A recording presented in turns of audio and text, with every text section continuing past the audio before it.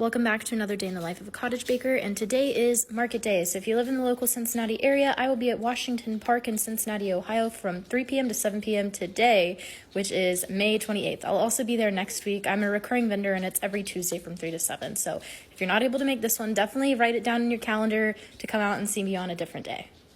Today I am finishing up with decorating everything for the market. I am starting, in the beginning you probably saw me measuring out Fruity Pebbles and putting it in milk. That's just to make sure that the milk gets infused with those Fruity Pebbles like super well.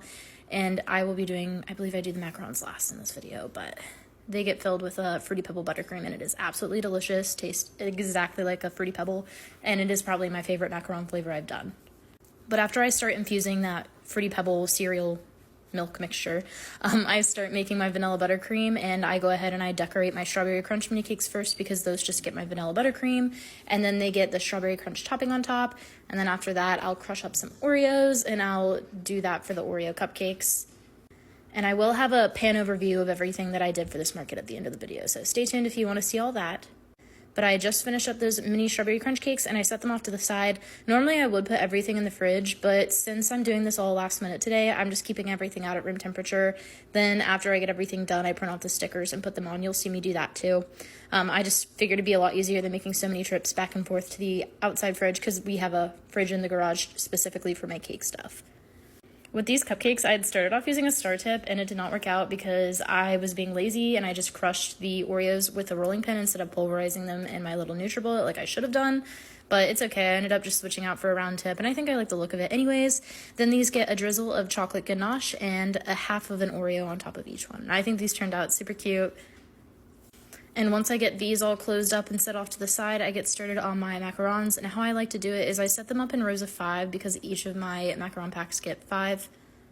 But this buttercream, like I said, it's going to get some of that Fruity Pebble milk emulsion that I set off to the side earlier, and it also gets some marshmallow fluff, and it is absolutely delicious. It also, of course, gets vanilla buttercream in it as well, and then some additional crushed up Fruity Pebbles. And here I am just going on and filling them and putting them back in their original containers once I get them all done.